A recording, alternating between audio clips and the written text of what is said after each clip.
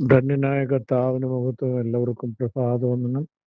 യശയ്യാപ്രവാചകന്റെ പുസ്തകം 40-ാം അധ്യായം 10-ാമത്തെ വാക്യത്തിൽ നമ്മൾ ഇങ്ങനെ വായിക്കുന്നു: യഹോവയായ കർത്താവ് ബലശാലിയായി വരുന്നു, അവന്റെ ഭുജം അവന് വേണ്ടി ഭരണം ചെയ്യുന്നു.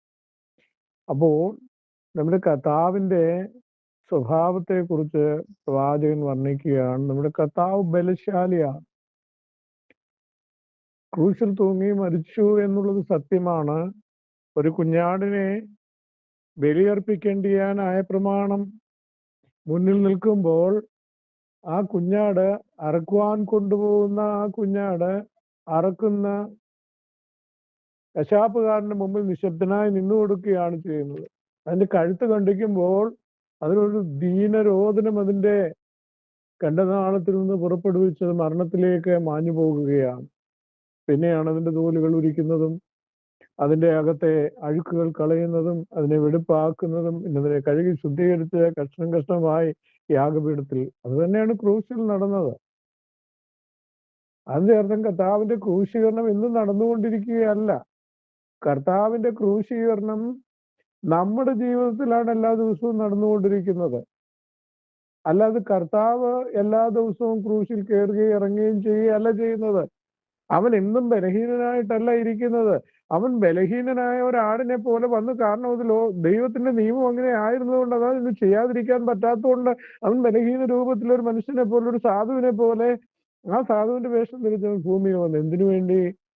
ഒരു കുഞ്ഞാട് അറുക്കപ്പെട്ടെങ്കിൽ മാത്രമേ യഹൂദന്റെ പാപത്തിന് പരിഹാരം ഉണ്ടാവുകയുള്ളൂ. അതുപോലെ തന്നെ ലോകത്തിന്റെ പാപത്തെ വഹിക്കുവാൻ ആ കുഞ്ഞാട് അറുക്കപ്പെടേണ്ടിരുന്നു. അതാണ് അവന്റെ ബലഹീന രൂപത്തെ കാണിക്കുന്നത്. അതിന്റെ അർത്ഥം കർത്താവ് എന്നും ബലഹീനൻ ആണെന്നല്ല. അതാണ് ഇവിടെ പ്രവാചകൻ പറഞ്ഞത്. നമ്മുടെ കർത്താവ് ബലശാലിയായി വരുന്നു, അവന്റെ ഭുജം അവന് വേണ്ടി ഭരണം ചെയ്യുന്നു. അവനാണ് സകലത്തെയും ഭരിക്കുന്നത്. അപ്പോസ്തലനായിരിക്കുന്ന പൗലോസ് ഫിലിപ്പിയർക്ക് ലേഖനം എഴുതുമ്പോൾ പറയുന്നത് ക്രിസ്തുവിൽ സകലത്തിനും സമ്പൂർണത വന്നിരിക്കുന്നു എന്നാണ്. ക്രിസ്തുവിൽ സകലത്തിനും സമ്പൂർണത ആരാണ് വരുത്തിയിരിക്കുന്നത്? പിതാവാം ദൈവമാണ് വരുത്തിയിരിക്കുന്നത്. അപ്പോൾ ക്രിസ്തുവിൽ സകലത്തിനും സമ്പൂർണത വന്നിരിക്കുന്നു. സമ്പൂർണത വരുത്തിയത് പിതാവാം ദൈവമാണ്. അതാണ് ദാവീദ് സങ്കീർത്തനത്തിൽ പറയുന്നത്: ഞാൻ നിന്റെ ശത്രുക്കളെ നിന്റെ പാദപീഠമാക്കുമ്പോൾ നീ എന്റെ വലതുഭാഗത്തിരിക്കുക എന്ന് എന്റെ കർത്താവിനോട് അരുളി ചെയ്തു എന്ന് പറഞ്ഞാൽ, പിതാവാം ദൈവം നിന്റെ പുത്രനോട് പറയുന്നു, ഞാൻ നിന്റെ സകല ശത്രുക്കളെയും നിന്റെ പാദപീഠമാക്കുമ്പോൾ നീ എന്റെ വലതുഭാഗത്തിരിക്കുക. ദൈവത്തിന്റെ പൈതലേ, നിന്റെ ശത്രുക്കളെ, നിന്നെ ഉപദ്രവിക്കുന്നത്, നമുക്ക് ശത്രുക്കളില്ലേ? ധാരാളം ശത്രുക്കളുണ്ട്. വൃഥാ നമുക്ക് ശത്രുക്കളായി ഭവിക്കുകയാണ് എല്ലാവരും.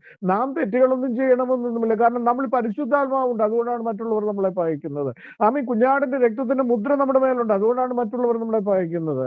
അല്ലാതെ നാം അവരോട് വഴക്കുണ്ടാക്കാൻ പോയിട്ടല്ല. വൃഥാ നമ്മളെ പകയ്ക്കുന്നതിന്റെ കാരണം, യഹൂദനായിരിക്കുന്ന മൊർദെഖായി എന്തുകൊണ്ട് ഹാമാൻ വെറുത്തു?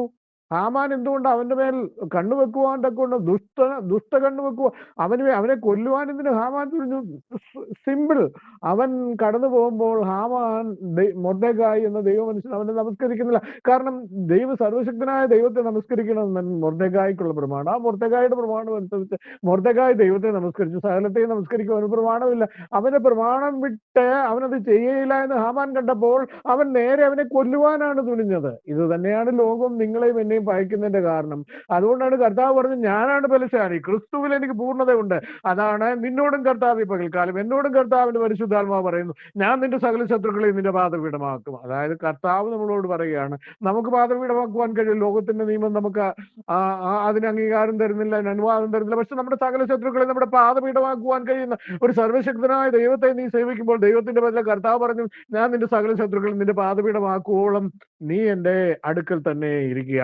പ്രവാചകൻ വീണ്ടും പറയുകയാണ്, 41-ാം അധ്യായത്തിലേക്ക് വരുമ്പോൾ പ്രവാചകൻ വീണ്ടും പരിശുദ്ധാത്മാവിൽ പ്രവചിച്ചു പറയുകയാണ്.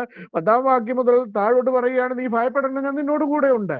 നീ ഭ്രമിച്ചു നോക്കണ്ട, ഞാനാണ് നിന്റെ ദൈവം. ഞാൻ നിന്നെ ശക്തീകരിക്കും, ഞാൻ നിന്നെ സഹായിക്കും, എന്റെ നീതിയുള്ള വലം കൈ കൊണ്ട് ഞാൻ നിന്നെ താങ്ങും. നിന്നോട് കോപിച്ചിരിക്കുന്ന എല്ലാവരും എന്തായിത്തീരും? ലജ്ജിച്ചമ്പരന്നു പോകും. അതാണ് ദാവീദ് പരിശുദ്ധാത്മാവിൽ പാടിയത്, ഞാൻ നിന്റെ സകല ശത്രുക്കളെയും നിന്റെ പാദപീഠമാക്കുവോളം നീ എന്റെ വലത് ഭാഗത്തിരിക്കുക. നിന്നോട് കോപിച്ചിരിക്കുന്നവർ ലജ്ജിച്ചമ്പരന്നു പോകും. മാത്രമല്ല, നിന്നോട് വിവാദിക്കുന്നതും നശിച്ചില്ലാതെയാകും. നിന്നോട് പോരാടുന്നവരെ നീ അന്വേഷിക്കും, കാണുകയില്ലതാനും. നിന്നോട് യുദ്ധം ചെയ്യുന്നവർ നാശിത്വമാകും, ഇല്ലായ്മയും പോലെയാകുമെന്നാണ് കർത്താവിന്റെ അരുളപ്പാട്. ഈ പ്രഭാത സമയത്ത് ദൈവത്തിന്റെ വചനം കേൾക്കുന്നത്, ദൈവത്തിന്റെ ഈ വചനം നിന്റെ ജീവിതത്തിൽ കേൾക്കുവാൻ നിനക്ക് ഭാഗ്യമുണ്ടെങ്കിൽ നിന്നോട് കർത്താവ് വാഗ്ദത്തം ചെയ്ത് പറയാണ്, നിന്നോട് പോരാടുന്നവരെ നീ അന്വേഷിക്കും, കാണുകയില്ല താൻ. കാരണം കർത്താവ് ബലശാലിയായി വരികയാണ്, അവന്റെ ഭുജവന് ഭരണം നടത്തുകയാണ്. ദൈവവേദലേ, ഈ വചനം നിനക്ക് കേൾക്കുവാൻ ഭാഗ്യമുണ്ടാകട്ടെ എന്ന് പരിശുദ്ധാത്മാവിൽ ഞാൻ ആഗ്രഹിക്കുന്നു, പ്രാർത്ഥിക്കുന്നു. ഈ വചനങ്ങളാൽ ദൈവം നമ്മളെ സഹായിക്കും.